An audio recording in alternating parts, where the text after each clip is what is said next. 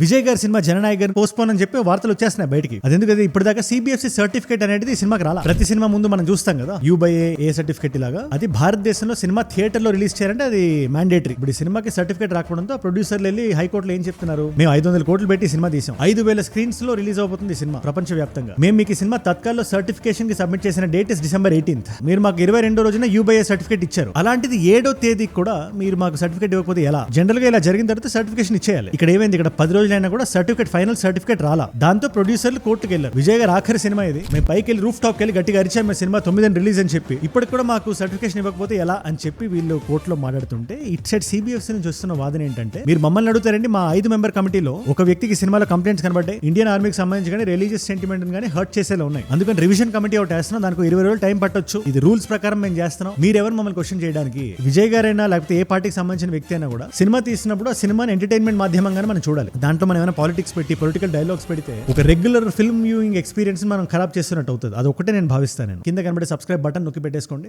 Done.